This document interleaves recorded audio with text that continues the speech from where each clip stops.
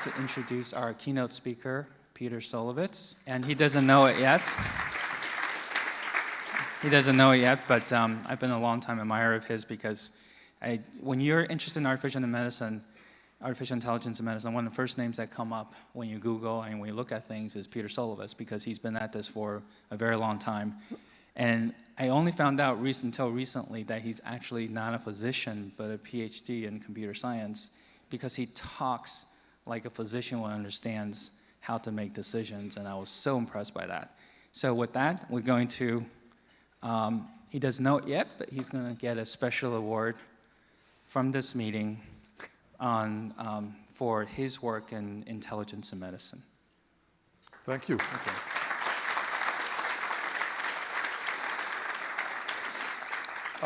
I'm delighted to see that it says intelligence in medicine, not just artificial intelligence. Yeah, we knew you would appreciate that. Thank you. Okay, Peter? All right, this is the clicker, right?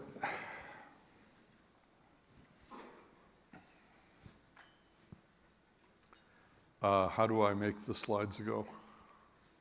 There we go. Okay.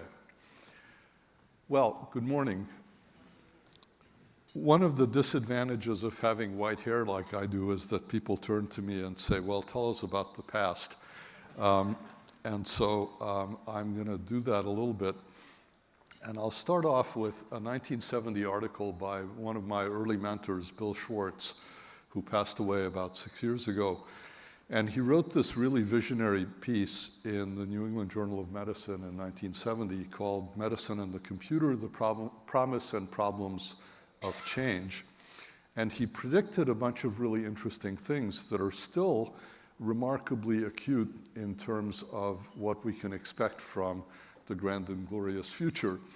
So he predicted that the computer would become an intellectual tool that would reshape the way medicine is practiced, that it would be a deductive instrument, that it would help physicians cope with the ever-expanding amount of medical knowledge that they can't keep up with, and that it would serve as a kind of real-time coach for physicians to help them in decision-making on the wards and in their practice. And he also suspected that this would allow physicians to return to more of a golden era of medicine, where you could actually spend time with your patients and do the kinds of high-touch, hands-on interactions that we spoke about earlier in this meeting. Now, I have to warn Anthony that Bill predicted that all this would happen in the year 2000. So he gave himself 30 years. Anthony is only giving us 25 years to achieve the goals that we're after. And in fact, many of these 1970 goals still have not been achieved today, although we're getting technically closer to them. So how do you accomplish, or how did Bill think you accomplished these tasks from the vantage point of 1970? Well, one idea was a protocol like this. So this was worked out by the Beth Israel and Lincoln labs, and it's basically a flow chart. It says if a patient appears, in this case with a urinary tract infection, you go through this series of questions, and they lead to suggestions about what tests to perform, whether they need to see a physician, or what prescriptions might be appropriate. Very simple technique. Not particularly high-tech. Another very famous program from the 1970s was Mycin out of Stanford, Ted Shortlift's PhD thesis, in which they said, well, if you want to solve a particular problem, in this case the diagnosis and treatment of bacteremias and eventually meningitis, one way to do it is to represent knowledge as a collection of rules like this, that say, for example, if the organism has these characteristics, then there's suggestive evidence that it's a streptococcus. And you can then chain together these rules in a very clever way that says, if you want to find a fact out, you see whether there are rules that can conclude that fact. And if you apply a rule, what you want to see is whether the facts that are mentioned in the premise of the rule are true or not. And so this leads to a kind of recursive unwinding of the knowledge of the system and produced a system that actually worked quite well as a diagnostic aid and could also make therapeutic recommendations. Like many of the systems that I'm showing you from the 1970s, this didn't go into practice for a variety of practical reasons that we can come back to later. My own colleagues at MIT and Tufts at the time came up with a different model of diagnostic reasoning that said it's really based on pattern matching. And so if you see these two hamburger patties on the left, they align perfectly. So if you imagine that one of these is a description of a prototypical disease and the other is a description of what you know about the patient, if they align very well, then that's probably an appropriate diagnosis. If, on the other hand, you see the middle picture where they don't align well at all, then it's not a good diagnostic hypothesis. And if you see something like on the right here, then what this suggests is that either you don't know something yet about the patient that you expect to see about the disease, in which case you should ask, or if they really are mismatched, then that means that there must be some other process going on physiologically that's not accounted for by that particular disease description.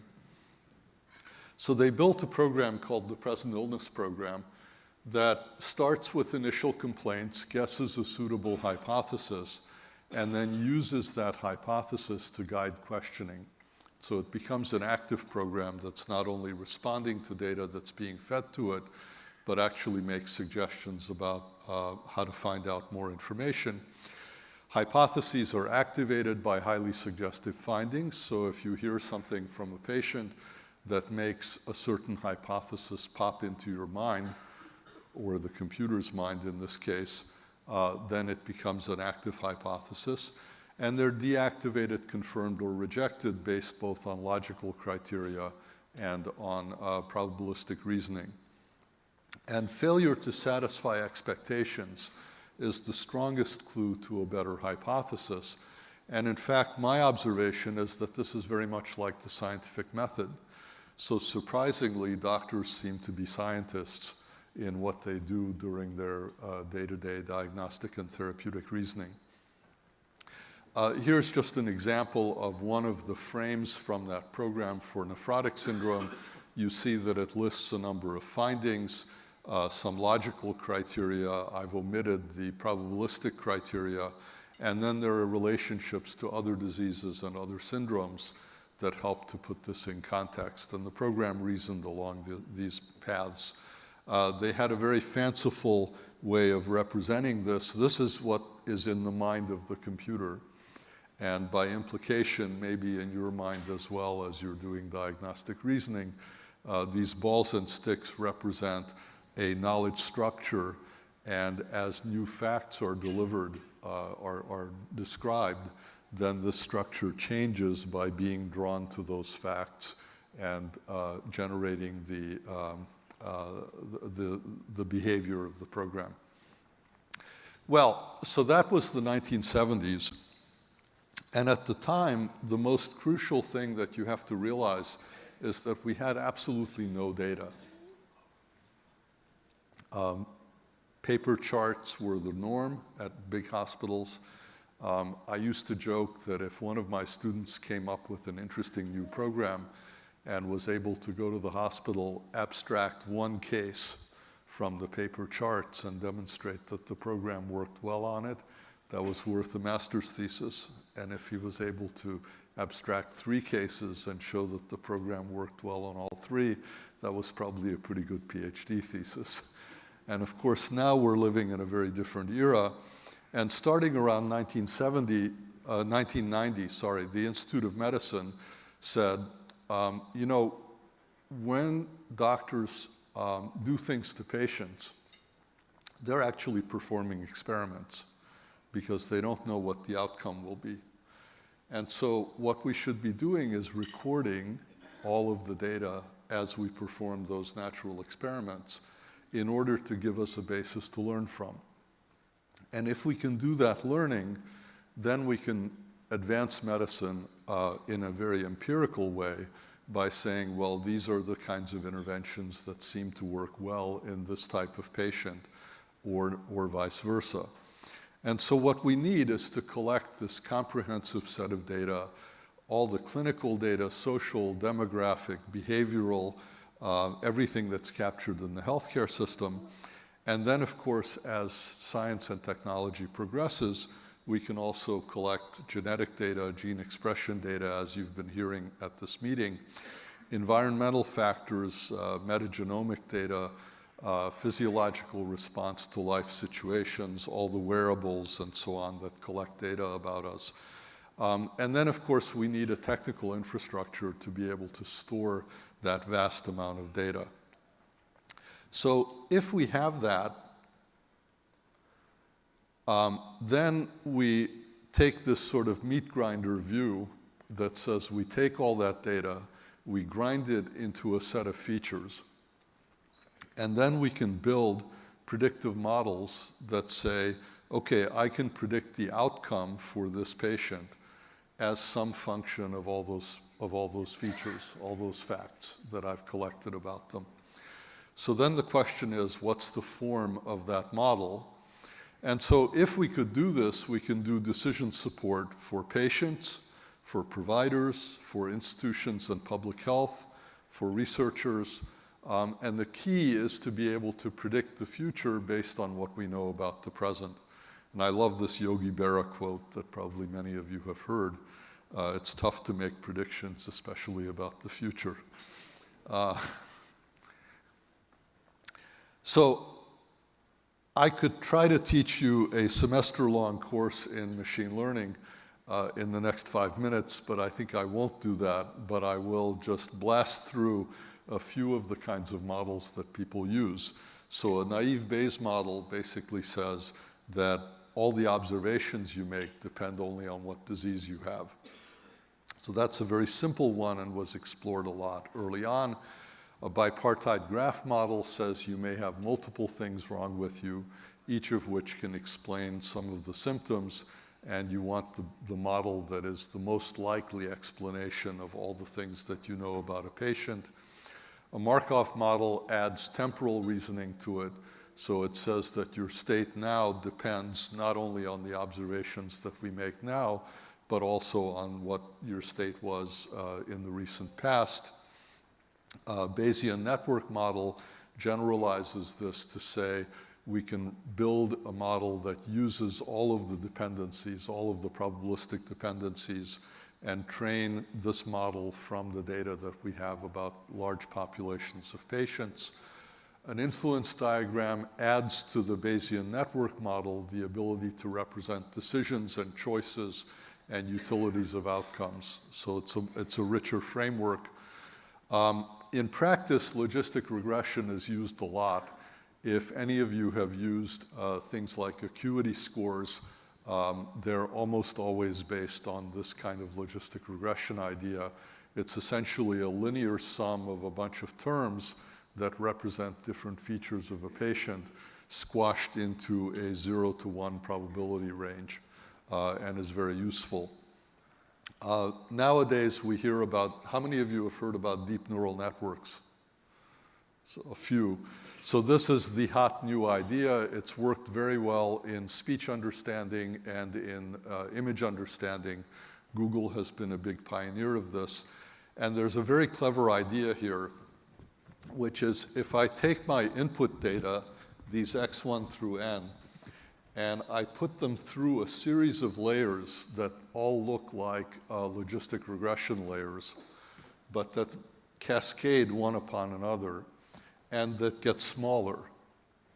And then I expand my model again to try to reproduce exactly what the input was. But I do it through a very small constricted space in the middle.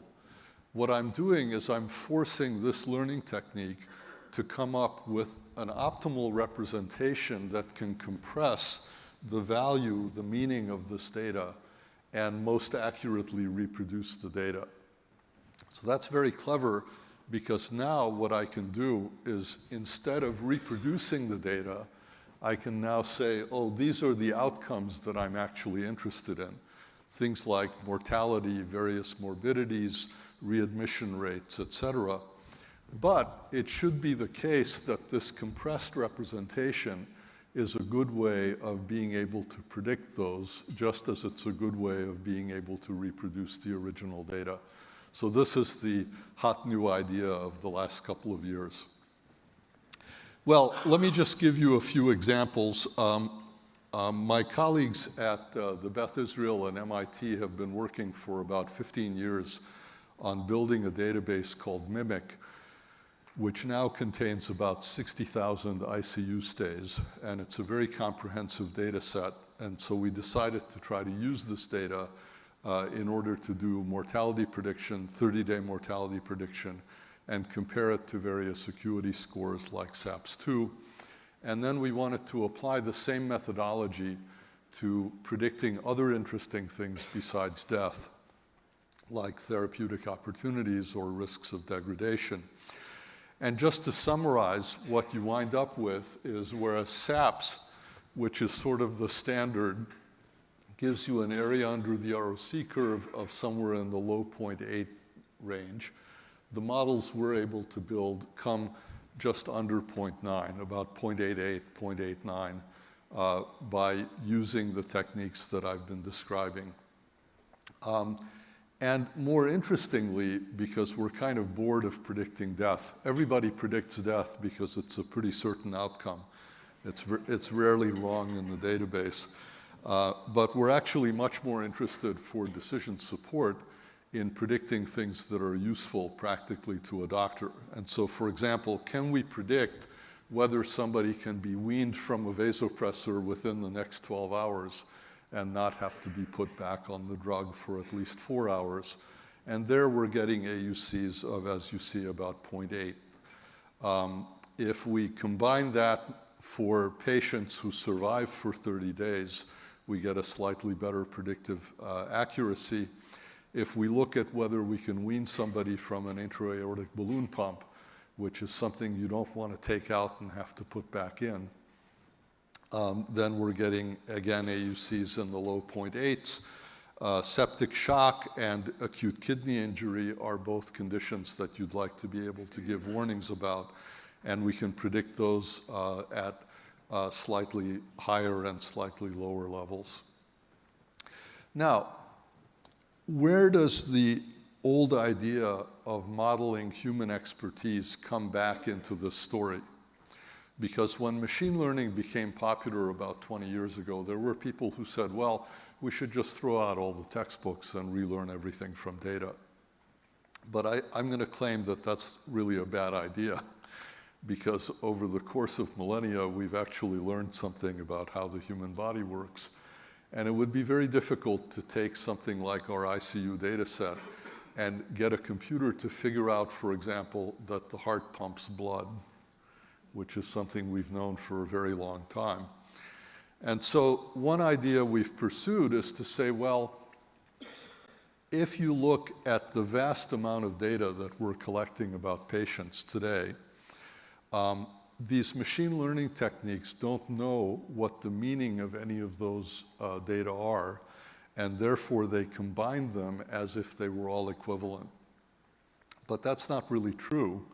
And so can we inject human knowledge into that process? And one way to do it is to look at, for example, of all the lab values, we can associate various laboratory measurements with different organ systems and then try to aggregate what the state of an organ is from those measurements.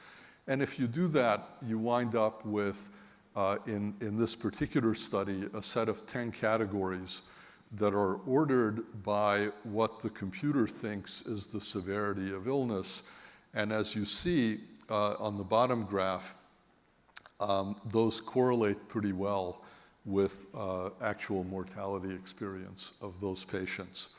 So this is a case where we've been able to inject some additional knowledge and then get the machine learning algorithm to take advantage of it and do a better job of predicting acuity. In this case, we get an area under the ROC curve of 0.9, so slightly higher than what we were able to achieve before, and for the highest severity patients, an AUC of 0.91. The other interesting thing is that you can use that same set of ideas to say, well, let me understand something about the temporal progression of what happens with patients in the intensive care unit. And what you see here is that if I want to predict the state of your kidneys at some time point, the most useful predictor is the state of your cardiovascular system from before. And this seems to make a lot of sense medically. Similarly, if I want to predict your lung status, knowing your acid-base status is the most important thing, predicting into the future. And similarly, your kidneys depend on your electrolytes depend on the functioning of your kidneys. And so these are learned from data that we have collected from previous patients. And in fact, if you make a forecast of whether somebody is getting slightly better or slightly worse and compare it to what actually happened to them, you see that much of the mass is along this diagonal, and so we're actually doing a reasonably good job of being able to make those predictions. And I think this is the kind of modern technology that promises to support the sorts of uses that Bill was foreseeing in 1970. So what should we predict? Well, regularities in the world allow us to predict anything. If we collect enough information, Google can predict where you want to go on vacation. Amazon can predict what you want to buy. We can predict what's going to happen to patients on exactly the same basis. And so some of the kinds of predictions that people have looked at are mortality, deterioration, therapeutic opportunities, the ability of patients to live their daily lives, rehospitalization, all kinds of financial things, length of stay, so on. But I have to caution you that I've been at this for long enough that I know that a lot of ideas that work in the lab have a very hard time translating into real practice. And so I'll conclude with this sort of caution that says that until we actually put these sorts of ideas into routine practice, we won't know how well they work.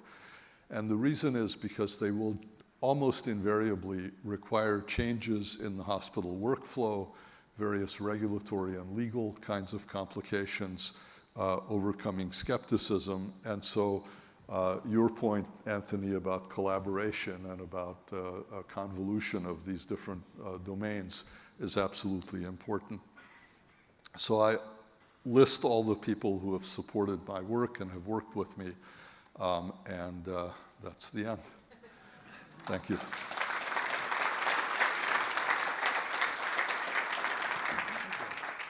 All right. Have a seat. Yeah. So we have a few minutes. We'll do a brief Q&A. There's a microphone next to you, Peter. Yep.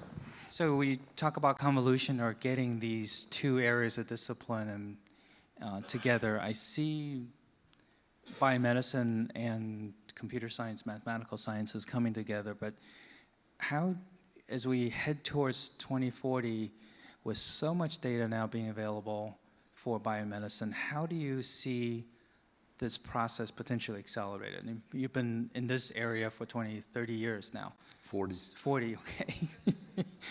So how can, and everything's been exponential, and everything is so, and we need this new information or intelligence so badly. So how do you propose that we can move this a little bit faster? So I would love to tell you a fairy tale that says that because of all these exponentials, it's just going to happen. It's inevitable. But I don't believe that. I think that in reality, what has to happen is that people, like the people in the audience here, have to go back to their institutions and have to look at particular problems. If you have an unconscionably high infection rate, or if you're losing a lot of money because Medicare isn't paying for readmissions, or if your lengths of stays are too long, or if your complication rates are too high. You have to look at those individually and have some successes where you apply these data analysis methods, come up with models, and say, okay, how can we change practice in order to take advantage of the insights that we get from all this data in order to make the world better? And I think there is a kind of exponential process in that as you succeed at that, your colleagues look at you and say, hey, I can do that too. And therefore, there are more and more projects of that sort that get done. But I don't think any of it is automatic. Yeah, I agree. I think at the workshop, well, you were there actually. Yeah. Peter came to the workshop a few days ago, and you remember hearing comments from very, very well-versed data science or physicians who were in data were just shocked what our data scientist faculty could do with a computer live right in front of them. And research methodologies that would take months, literally months, can be done in a matter of minutes now. So I think there's still, however, a big disconnect between biomedicine and computer science or mathematical science to really appreciate the robustness of these methodologies now. Well, but that's one of the things I'm very optimistic about. So I work with a lot of people in the Harvard system, and Zach Kohane ran a project called I2B2, integration of information from the bedside to the bench. And the idea was to do all this collection of data, and he and Sean Murphy's group at Mass General built some really nice tools that all of a sudden make cohort selection not something that requires you to go hire some computer scientists and a bunch of programmers, but you have a graphical user interface. And as long as the data are organized appropriately, you can very rapidly find interesting cohorts of patients in there. Paul Aviak in the same group, who's a physician, by the way, but also a good hacker, has built something called Transmart, which then couples those cohort selection tools to some of the kinds of analytical tools that were demonstrated at that workshop. So once again, you don't even have to learn how to spell R in order to be able to analyze some of this data. Now, one thing I've read about is because of the difficulty or challenge of learning some of the complicated programming languages that people are working on, the average person to be able to just ask a question and not have to program to get to the answer. Do you see that coming in the next decade maybe, that you don't have to program in R to just kind of, like Captain Kirk in Star Trek, just say, computer, tell me what the risk factors for infection in the last 2 months in my pediatric population? I'm not holding my breath for the Captain Kirk level of integration, but I think through graphical interfaces, so you need a physician or a researcher who understands that they are manipulating databases and that they are manipulating statistical tools to try to find relationships. And therefore, it's not simply a matter of saying, hey, would this kid be better off if I did X to them, okay? But I think the ease of use of the tools is becoming tremendously better through the kinds of interfaces that we're able to build.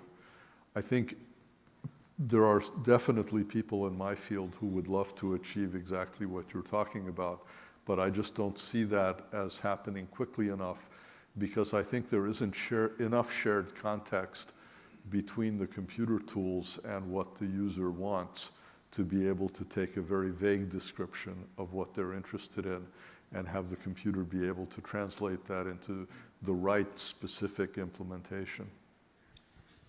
Also in Boston, one of the hospitals will have at the bedside now the likelihood of mortality at any given time. You probably do know about that. In an era when we're supposed to have transparency of that information with our patients, how do you resolve that awkward dilemma. So I made a proposal about 10 or 15 years ago that we should put one of those old-fashioned VU meters over every bed, with red at one end and green at the other, and that as things happen to the patient, the needle should twitch, toward the green or toward the red. But I was also joking that we should make sure that the patient can't see the meter. So I think that type of analysis is likely to be useful to the physicians, the clinicians in general, in order to give you a sense of how close attention you have to pay to this patient, how much immediate risk or near-term risk they're at.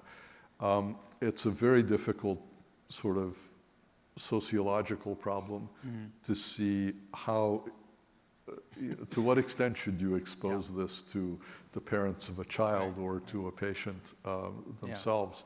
I tend to be on the side of full disclosure. I think if I were in that hospital bed, I would want to be able to see the VU meter. You yourself would want one? Yeah, I would want one, even though it might scare the hell out of me.